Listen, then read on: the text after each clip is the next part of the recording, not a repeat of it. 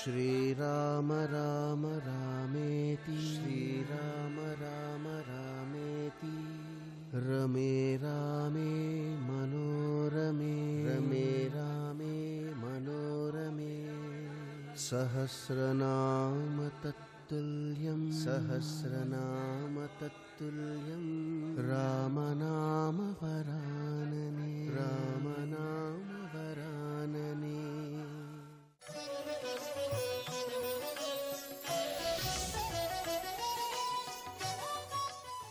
పాలితాం రాక్షసేంద్రేణ నిర్మితాం విశ్వకర్మణ ప్లవమానామివాకాశే దదర్శ హనుమాన్ పురీం. కథాపరంగా చూస్తే వీడి డాబు వీడినట్టున్నాడు లంక, అసలు వీడిది కాదు లంక. విశ్వకర్మ నిర్మించాడు, కుబేరుడికి ఇచ్చాడు విశ్వవసోబ్రహ్మ. ఆయన్ని తరిమి కొట్టి వీడు పుచ్చుకున్నాడు. తరిమి కొట్టి పుచ్చుకున్నది దొంగతనంగా తెచ్చుకున్న సొత్తు తప్ప వీడి సొత్తు కానే కాదు. వీడి సొత్తు కానిది వీడి సొత్తని వీడిది లంకని చెప్పుకు తిరుగుతున్నాడు. ఎంత డాబురా వీడిది, కృతఘ్నుడు కదురా వీడు. అక్కడ రావణుడు అనుకోకండి, రావణ కాష్టం రగులుతుంటుంది అని ఎందుకంటారంటే రావణ తత్వము నిర్మూలింపబడాలి మన యందు అని. సుందరకాండ వింటే ఏమవుతుందంటే రామానుగ్రహం కలుగుతుంది, సీతమ్మ తల్లి అనుగ్రహం కలుగుతుంది. సీతమ్మ తల్లి రామచంద్రమూర్తి అనుగ్రహం కలిగితే వాళ్ళు వస్తే వీడు ఉండడు కాబట్టి వాళ్ళు లంకకు వస్తే ఏమవ్వాలి, ఈయన వెళ్ళిపోవాలి. కాబట్టి సుందరకాండ వింటే ఏమవుతుందంటే ఇందులోంచి ఆయన లేచి వెళ్ళిపోతాడు. ఆయన లేచి వెళ్ళిపోగానే ఏమవుతుందంటే ఇక్కడ తేనె పుడుతుంది. అప్పుడు వచ్చి సీతారాములిద్దరూ కూర్చుంటారు. కాబట్టి మనసేవ కృతాం లంకాం నిర్మితాం విశ్వకర్మణ ద్వారముత్తరమాసాద్య చింతయామాస వానరః. ఆ లంకాపట్టణం యొక్క ఉత్తర ద్వారం దగ్గరికి వెళ్ళారు. వెళ్ళి ఆ ఉత్తర ద్వారం దగ్గర నిలబడి అనుకుంటున్నారు, ఓహో ఈ లంకాపట్టణాన్ని విశ్వకర్మ మనసు పెట్టి నిర్మించాడు. మనసు పెట్టి చేయరా పని అంటారు చూసారా. మనసా చేసినది వైభవోపేతంగా ఉంటుంది, మనసు పెట్టి నిర్మించాడు. అందుకే అంత గొప్పగా ఉంది ఈ లంక. సంపూర్ణాం రాక్షసైర్ఘోరై నాగైర్భోగవతీమివ అచింత్యాం సుకృతాం స్పష్టాం కుబేరాద్యుషితాం పురా. ఒకనాడు కుబేరుని చేత పరిపాలింపబడినటువంటి ఈ లంక ఇప్పుడు రావణుని చేత పరిపాలింపబడుతోంది. స్పష్టంగా బాగుగా ఏర్పరచబడి చక్కగా విలసిల్లుతున్నటువంటి ఈ లంకా పట్టణం ఇప్పుడు ఎలా ఉంది, నాగుపాముల చేత నిండిపోయినటువంటి పాతాళలోకం ఎలా ఉందో ఇప్పుడు అలా ఉంది, రాక్షసుల చేత పరివేష్టింపబడి. ఈశ్వరుడు మనకందరికీ శరీరాన్ని ఇచ్చినప్పుడు, నాడులు ఇచ్చినప్పుడు, నాడులు ఆపరేషన్ చేస్తే దొరకవు, నరాలు దొరుకుతాయి. నాడులు ఇచ్చినప్పుడు వాటిని చక్కగా జ్ఞాన ప్రసరణ మార్గములుగా ఉంచుతాడు. అంటే వాటి వలన నువ్వు భగవత్తత్వాన్ని పొందు అని. మనం ఏం చేస్తామో తెలుసండి, వాటిలోకి రకరకాల విషాలన్నీ నింపేస్తాం. ఎందుకని? ఒక్కటే కారణం, 6 శత్రువుల్ని తెచ్చిపెట్టుకుని అన్ని రకాల విషయాలు అందులోకి నింపేస్తాం. అందుకని ఎప్పుడు ఒక పడగ తొక్కితే ఇంకో పడగ ఎత్తుతాడు. నువ్వెంతటి వాడివని ఈశ్వరుడు తప్పు, నువ్వు అలా ఉండకూడదని ఒక అహంకారం తొక్కాడు అనుకోండి, ఇంకో అహంకారంతో పడగెత్తుతాడు. ఈశ్వరుడు ఇచ్చినటువంటి 101 నాడుల్ని విషంతో నింపుతాడు. ఆ విషంతో నిండిపోతే కాళీయుడైపోతాడు. అదే కాళీయ మర్దనం. కృష్ణ పరమాత్మ చిన్న పిల్లవాడిగా కాళీయుడి పడగల మీద వేసి తొక్కాడు పాదాలు. విసదామోదరు పాదఘాతనకతుల్ వేవేల చందంబులం ప్రసమాటోపమచూపబాపణ భృచ్చటామండలం వసహంబై పగిలెన్ మణుల్ చెదరగా నాశ్యంబులం సోడితం బెసగన్ దంష్టలు నుగ్గుగాగా గరళవహ్ని జ్వాలికల్ వెల్వడం. ఆ పడగల మీద తోక పట్టుకుని నాట్యం చేసి తొక్కుతుంటే విషాన్నంతటినీ కక్కేసింది. కక్కేసిన తర్వాత విషమంతా పోయిన తర్వాత ఆయన్ని పట్టుకుని అప్పుడు ఏడ్చింది, నన్ను బతికించమని. మున్ను చేయు పెండ్లి పెండ్లి కాదు అన్నారు కాళీయుడి భార్యలు వచ్చి. అప్పుడు ఆయన అనుగ్రహించాడు, ఇక నుంచి నీకు దోషం లేదులే, నీ పడగల మీద నా పాదముద్రలు ఉంటాయి, గరుడు నిన్ను హింసించడు అన్నాడు. మనలో ఉన్నటువంటి నాడుల్ని విషపూరితం చేసుకుని ఈశ్వరుడి యొక్క అనుగ్రహంతో ఈశ్వర భక్తితో నింపుకోకుండా తిరుగుతున్నది మనం. ఈ లంకని సర్వేశ్వరుడు నన్ను సేవించి ధన్యుడివిక సంతోషంతో నేను ఈ జగత్తుని సృష్టించింది, అందుకే నా ప్రసాదంగా నువ్వు అనుభవించు, సంతోషంగా చూడు, అందుకే ఇచ్చాను అంటే ఈశ్వర ప్రసాదంగా అనుభవించకుండా నాదని అనుభవించి వాడు అనుభవిస్తున్నాడని తమకంబొప్ప పరంగనాజనుల పరద్రవ్యంబులన్ రుచిలింగ మహోద్యోగము చేయునెమ్మనము దానింపట్టి వైరాగ్య పాశంబులం చుట్టి బిగించి నీ చరణస్తంభంబునన్ కట్టివైచి ముదంబెన్నడు కల్గజేయ కదవో శ్రీకాళహస్తీశ్వర అంటాడు ధూర్జటి. కాబట్టి విశ్వకర్మ చేత నిర్మింపబడినటువంటి లంక ఇప్పుడు రావణపాలిత అయిన లంక అయి నాగుల చేత నిండినటువంటి పాతాళం ఎలా ఉంటుందో అలా రాక్షసుల చేత నింపబడినటువంటి లంకగా మారిపోయింది. ఇమాం తు విషమాం దుర్గాం లంకాం రావణపాలితాం ప్రాప్యాపి స మహాబాహు కింకరిష్యతి రాఘవ. ఈ మాట కొంచెం బాహ్యంలో విచారణ చేయడానికి ఆశ్చర్యంగా ఉంటుంది, ఇలా అనత్సాహనుమనిపిస్తుంది. ఇటువంటి లంక, ఇంత శక్తివంతమైన లంక, ఈ దుర్గంలోకి ఎవరు ప్రవేశించలేరు. ఇక్కడికి రాముడు వస్తే ఏం చేస్తాడు? కింకరిష్యతి రాఘవ కాదు, స్వామి హనుమయే ముందుకు వెళ్ళిన తర్వాత అంటారు, ఎంత గొప్ప లంక అయితే ఏమిటి, రాముడు నాశనం చేయగలడంటారు. రాముణ్ణి తక్కువ చేయడం హనుమ ఉద్దేశ్యం కాదు. ఆయన ఉద్దేశ్యం ఏమిటో తెలుసా అండి? ఏమంటే ఆయన బొత్తిగా అలా బతికేస్తున్నాడు కదా, నిజంగా ఒకవేళ ఈశ్వరుడే వచ్చి ఈయన ఎదురుగుండా నిలబడినా నాకు ఇప్పుడు ఖాళీ లేదని వెళ్ళిపోతాడు తప్ప నమస్కారం చేయడు. ఈశ్వరుడు వచ్చినా ఆయన్ని బాగు చేయలేడండి అంటాం. మనం ఏమండి లోకంలో మాట అంటుంటాం, భగవంతుడే వచ్చినా ఆయన్ని బాగు చేయలేడండి అంటాం.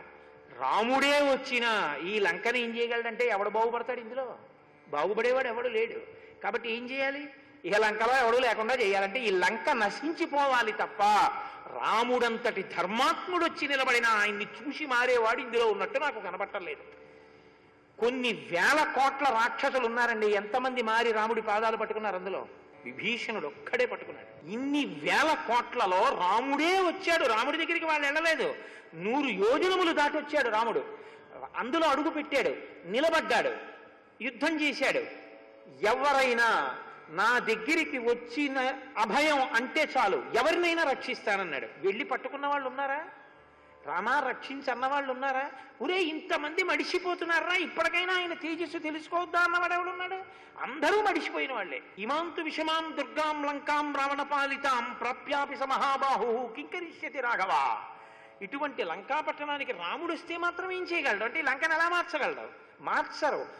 ఎందుకు మార్చలేరు అంటే అంత విషంతో నింపేసుకున్నారు. ఇంకా ఈశ్వరుడు వచ్చినా మారనటువంటి స్థితిలోకి వెళ్ళిపోయింది. ఏమైపోతుందో తెలుసా అండి? మనసంతా రాగద్వేషాలతో నిండిపోతే ఏమైపోతుందంటే చెత్త బుట్ట కింద తయారైపోతే ఈశ్వరుడు సర్దుకోగలిగినంత సర్దుకుంటాడు. ఇలా ఇలా ఇలా ఇలా ఆఖరికి ఏం చేస్తాడు? వాళ్ళందరూ వచ్చి అక్కడ కూర్చుంటే ఆయన పక్కకి వెళ్ళి వెళ్ళిపోతాడు. ఇప్పుడు లోపలందరూ ఎవరుంటారు? వాళ్ళు ఉంటారు, రాక్షసులు. ఆయన బయటికి పోయి ఉంటాడు. అలా అయిపోయింది ఆ లంకాపట్టణం. కాబట్టి దీన్ని ఎవరు మార్చగలరు అని చతుర్నామే భగతి వానరాణాం మహాత్మనాం వాలిపుత్రస్య నీలస్య మమ రజ్ఞస్య ధీమతః. ఈ లంకాపట్టణంలోకి 4 వీరులు రాగలరు అని నాకు అనిపిస్తోంది.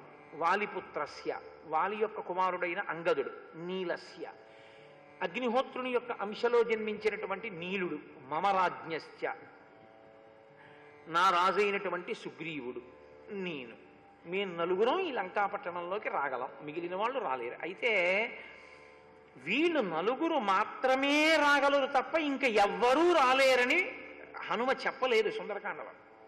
ఇంకా మీరు ముందుకెళ్ళి చూస్తే ఆయన ఇంకా కొన్ని పేర్లు చెప్పారు, వీళ్ళందరూ కూడా వస్తారని చెప్పారు.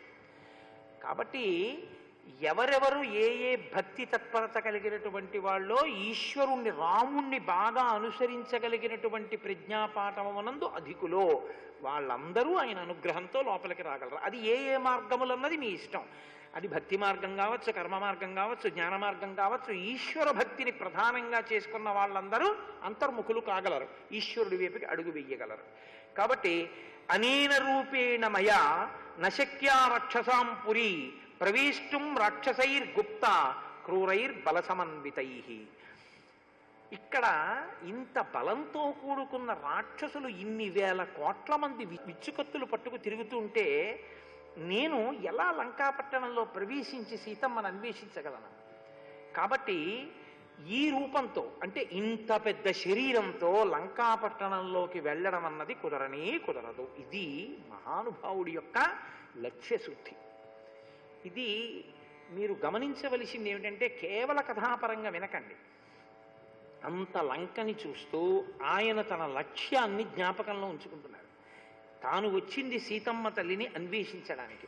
సీతాన్వేషణమునకు నేను ఎలా వెళ్ళవలసి ఉంటుంది, అందుకని బుద్ధిమతాం వరిష్టం తప్ప నేనెడితే ఇప్పుడు ఆయన బలం ఆయనకి తెలుసు, నేను వెడితే మాత్రమే ఏమవుతుంది?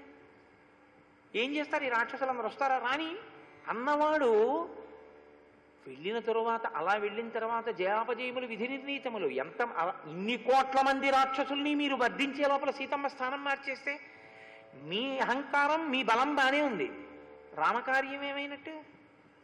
రామకార్యం చెడిపోలేదు. ప్రభు కార్యం కోసం తను వచ్చిన లక్ష్యం కోసం అవసరమైన రీతిలో వంగగలిగితే, ఒదగగలిగితే వాడు ప్రాజ్ఞుడు. ఒక ధనస్సు ఎదుట ఉన్న లక్ష్యాన్ని కొడుతుంది, కొట్టేటప్పుడు వంగుతుంది ధనస్సు. వింటినారిని పెట్టి తాడు కడితే వంగుతుంది, వంగని ధనస్సు కొట్టదు, వంగిన ధనస్సు కొడుతుంది. కిందకి వంగిన స్విచ్ లైట్ని వేయించగలదు, పైకి వెళ్ళిన స్విచ్ ఆర్పేస్తుంది. వంగినదేదో ప్రకాశించగలదు, వంగనిది ప్రకాశించలేదు కదండి. అందుకేగా బహుశా స్విచ్లన్నీ కిందకి అందుకే ఉంటాయి, ఇలా ఉంది. లేకపోతే వీళ్ళకి మార్గం తెలియదు, కిందకి వంగితే వెలుతురు వస్తుంది, పైకి ఎడితే ఆరిపోతుంది. వెలుతురు పోతుందని గుర్తిస్తే రోజు స్విచ్లు వేస్తారు కాబట్టి తలెత్తకుండా దించడం నేర్చుకుంటాడని అలా పెడతారేమో. అది స్విచ్ అనుకుని మనం వదిలేస్తే చేయగలిగి వాంత విషమాం దుర్గాం లంకాం రావణ పాలితాం ప్రాప్యాపి సమహాబాహు కింకరిష్యతి రాఘవ. అలా అనుకున్న వాడిని రాముడు మాత్రం ఏం చేస్తాడు? కాబట్టి ఇప్పుడు ఆయన విచారణ చేసి ఉగ్రౌజసో మహావీర్య బలవంతశ్చ రాక్షసాః వంచనీయా మయా సర్వే జనకీం పరిమార్గత. మీరిప్పుడు ఒకటి గమనించవలసి ఉంటుంది, సంప్రదించడానికి ఎవరూ లేరు ఆయనకి. ఆయన ఓసారి ఈ విషయం ఓసారి సెల్లో మాట్లాడదాం ఉండు రాముడితో అనడానికి, అప్పుడు సెల్ ఫోన్లు, లేకపోతే పక్కన ఎవరో ఇంకో వానరుణ్ణి తెచ్చుకుని ఏం చేద్దామని మనం ఇక్కడ నువ్వు ఉండు నేను వెళ్ళి చూసొస్తాను అసలు విషయం ఏమిటో అనడానికి మాట్లాడడానికి పక్కన మనిషి కూడా లేడు. అటువంటి స్థితిలో ఇంత దుర్భేద్యమైన లంకని చూసినప్పుడు భయం కూడా వేయచ్చు. అయ్యి బాబోయ్, ఇందులోకి మనం ఎలా పెడతాం, ఎందుకు వచ్చిన గొడవ, వెనక్కి వెళ్ళిపోయి అసలు ఇలా ఉంది పరిస్థితి అని చెప్పొచ్చేద్దాం. ఎందుకంటే మనం 100 యోజనములు ఇట్టే వెళ్ళిపోగలం కాబట్టి ఒకసారి వెంటనే వెనక్కి వెళ్ళిపోయి అసలు పరిస్థితి సమీక్షా సమావేశం ఒకటి పెట్టి చూసి మళ్ళీ రావడమో ఇంకో నలుగురిని పట్టరావడమో ఏదో చేద్దాం అనుకోవాలి కదా. ఆయన అలా అనుకోరు. కార్యసాధన యందు ఏం చేస్తే బాగుంటుందో ఆలోచిస్తారు. ఇది బుద్ధి. అందుకే ఎవరెవరు హనుమ పాదములను ఆశ్రయిస్తారో వారి వారికి లక్ష్యమును ఛేదించగలిగి లక్ష్యమును సాధించగలిగిన బుద్ధి వైభవం అబ్బుతుంది. కాబట్టి ఆయన అంటారు, లక్ష్యాలక్ష్యేణ రూపేణ రాత్రౌ లంకాపురీ మయా ప్రవేష్టం ప్రాప్తకాలం మే కృత్యం సాధయితుం మహత్. కనపడనటువంటి రూపంతో, అంటే ప్రయత్నపూర్వకంగా చూస్తే తప్ప కనపడకూడదు. ఇలా చూసినా అదే ఉందో పానిద్దాం అని పెద్ద దృష్టి దాని మీద పెట్టవలసిన అవసరం లేనంత చిన్న ప్రాణిగా మారిపోతాను. మారిపోయి రాత్రివేళ లంకలోకి వెళతాను. రాత్రివేళ లంకలోకి వెళ్ళి వెతుకుతాను. బాహ్యంలో రాత్రివేళ సీతమ్మని వెతకడం అంటే ఆయన ఉదయం బయలుదేరారు, ప్రదోష వేళకి లంకా పట్టణాన్ని శోధించడానికి వెడుతున్నారు ఆయన. రెండవ విషయం, అందరూ అప్పుడు నిద్రపోతూ ఉంటారు కాబట్టి వెతికి సీతమ్మ జాడ కనిపెట్టడం తేలిక. ఆంతరము చీకటి అంటే ఉన్న వస్తువు ఉన్నట్టు కనపడనటువంటి స్థితి. ఉన్న వస్తువు కనపడకపోవడం వల్ల వచ్చేటటువంటి లక్షణం భయం. యథార్థం తెలియకపోతేనే భయం, యథార్థం తెలిస్తే నిర్భయం.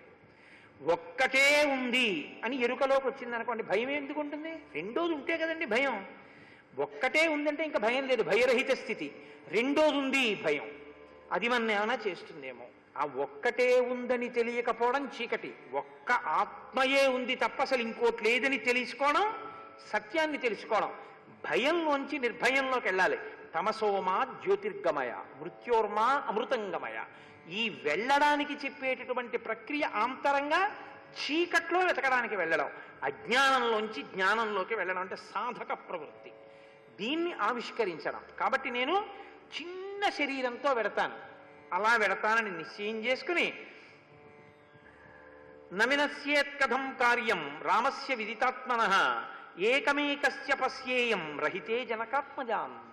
సీతమ్మ తల్లి ఒక్కతే ఉండగా నేను జాగ్రత్తగా ఎదురు చూసి ఆవిడని నేను బాగా చూడడానికి మాట్లాడడానికి ఉన్న అవకాశం కలిగేంత వరకు నేను ఎదురు చూడాలి. అందుకే ఆయన మాట్లాడలేదు, ఉంగరం ఇవ్వలేదు.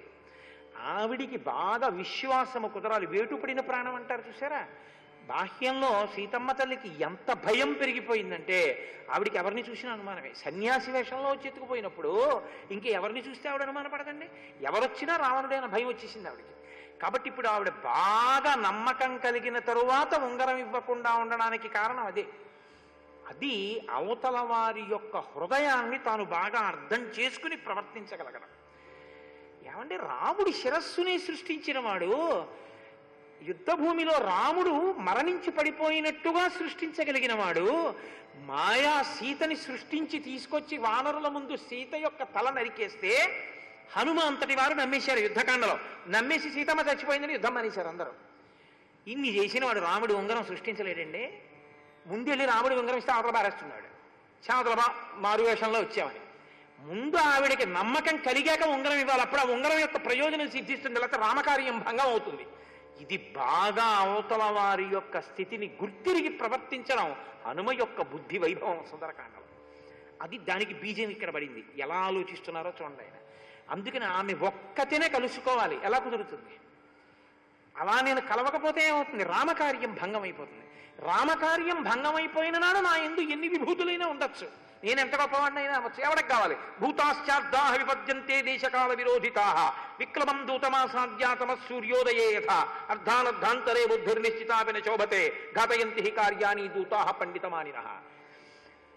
సూర్యోదయం అవగానే చీకట్లు ఎగిరిపోయినట్టు తాను చాలా గొప్పవాణ్ణి అనుకుని అతిశయంతో ప్రవర్తించినటువంటి దూత వలన ప్రభు కార్యం భగ్నమైపోయిన తర్వాత అటువంటి వాడు ఎంత పండితుడైతే ఎవడికి కావాలి, ఎంత సమర్థత ఉన్నవాడైతే ఎవడికి కావాలి.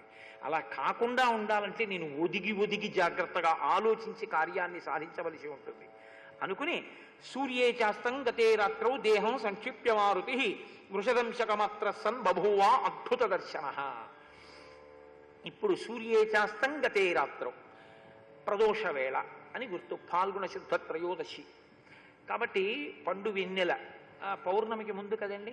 ఇప్పుడు ఆ వెన్నెలలో నేను సీతమ్మను అన్వేషిస్తానని ప్రదోష వేళలో హనుమ బయలుదేరారు. బయలుదేరినప్పుడు దేహం సంక్షిప్యమారుతి, తన శరీరాన్ని బాగా చిన్నది చేసేసుకున్నారు. ఎంత చిన్నది చేసుకున్నారు? వృషదంశకమాత్ర సన్, పిల్లి పిల్లంతా చేసుకున్నారు. అద్భుత దర్శన, అద్భుతమైన దర్శన శక్తితో వెళుతున్నారు. పిల్లికి రెండు లక్షణాలు ఉన్నాయి. ఒకటి, పిల్లి నడక తెలియదు. లోకంలో నడక తెలియని ప్రాణి పిల్లి ఒకటే. నడక తెలియదంటే దానికి నడవడం తెలియదని కాదు, అది నడుస్తోందని మనకి తెలియదు. ఎందుకో తెలుసా అండి? దాని పాదముల యందు మాంసపు ముద్దలు ఉంటాయి. అందుకే వీడిది పిల్లి నడకరా, ఎటు నుంచి వచ్చాడంటారు. చప్పుడు అవదు, పిల్లి వస్తూ ఉంటే అస్సలు చప్పుడు అవదు. గమనం ఉంటుంది, కదలిక ఉంటుంది, నడుస్తుంది. కానీ నడుస్తోందని తెలియబడదు. అన్ని ప్రాణులకి కనపడనప్పుడు దానికి బాగా కనపడుతుంది.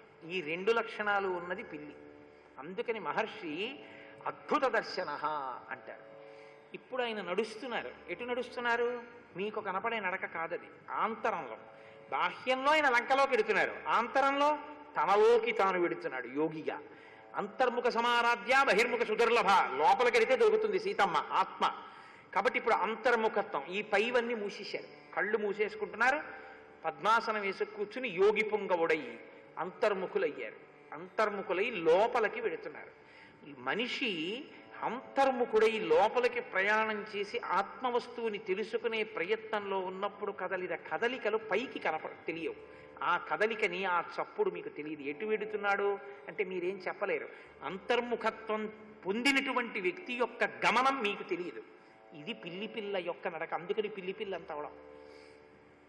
లోపలికి వెళ్ళి చూడబడేటటువంటి వస్తువు వేరు, వీటితో పై ఒక్కటే చూస్తాం. ఈ పైన చూసే కళ్ళు అందరికీ ఉన్నాయి, లోపల చూసే కన్ను పొందినటువంటి వాడెవడో వాడు అదృష్టవంతుడు. వాడు జ్ఞాననేత్రమును పొందినవాడు. కాబట్టి అందుకు కదండి ఉపనయనము. కాబట్టి ఇప్పుడు జ్ఞాననేత్రమును పొందినటువంటి వాడు అద్భుతమును దర్శించినవాడు. ఆత్మకి అద్భుతమని పేరు. యోగి లోపలికి వెళ్ళి దర్శనం చేయడానికి చేసేటటువంటి ప్రక్రియ ఆంతరముగా ప్రతిపాదన. బాహ్యమునందు లంకలోకి వెడుతున్నటువంటి హనుమ. కాబట్టి ఇప్పుడు ఆయన ఆ ప్రాకారం దగ్గరికి వెళ్ళి ఒక్కసారి ఆ లంకాపట్టణాన్ని చూశారు. ప్రదోషకాలే హనుమన్ తూర్ణముత్పుత్య వీర్యవాన్ ప్రవివేశ పురీం రమ్యాం సువిభక్త మహాపథాన్.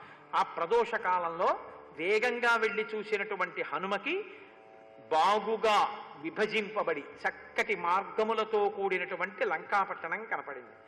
ప్రసాదమాలావితాం స్తంభై కంచనరాజతై శాతకుంభమయైర్జాలై గంధర్వనగరోపమాం. గంధర్వనగరమా మాయ చేత సృష్టింపబడినదా అన్నట్టుంది. ఎందుకంటే బాహ్యంలో అసలు అలా కడతారని మీరు ఊహించడం కుదరదు. ఇప్పుడు అలా అనగానే మీ దృష్టి ఏమవుతుంది? ఆగిపోతుంది. అవునా కదా? అసలు బాహ్యంలో అలాంటి వస్తువు ఉండదు. అటువంటి వస్తువు మీకు కనపడింది అనుకోండి, మీరు అలా ఉండిపోతారా? ఉండిపోరా? అలా ఉండిపోయిన క్షణంలో మీ మనస్సు కూడా మీ కన్నుల ద్వారా ఆ వస్తువు మీదకి వెళ్ళి నిలబడిపోయింది. నిలబడిపోగానే మీరు దేనికోసం బయలుదేరారో అది మీరు మర్చిపోయారు. బాహ్యంలో వస్తువు అలా ఉందని చెప్పి దాన్ని చూడకుండా తను అనుకున్న వస్తువు కోసం తాను వెళ్ళిపోతే ఆయన ప్రాజ్ఞుడు కదా. వస్తువు చాలా గొప్పది, దాన్ని చూస్తూ ఆయన ఉండరు. ఆయన సీతమ్మ కోసం వెళ్ళిపోతారు. ఇది ఆయన వైభవం, ఆయన అంతఃసౌందర్యం చెప్పడం, ఆయన దేని చేత సుందరుడో చెప్పడం సుందరకాండ. బాహ్య సౌందర్యము అంతఃసౌందర్యమునకు ప్రతిబంధకంగా నిలబడలేకపోయింది. ఇది చెప్పగలిగిన విషయం ఇంత ప్రజ్ఞతో ఈ సౌందర్యమునందొచ్చేటటువంటి ఘర్షణలలో నిలబడగలిగిన ప్రజ్ఞని చూపించిన సౌందర్యావిష్కరణ చేసిన కాండ సుందరకాండ. ఇది మీరు అనుభవించవలసినటువంటి విషయం. సర్వం శ్రీ ఉమామహేశ్వర పరబ్రహ్మార్పణమస్తు. స్వస్తి.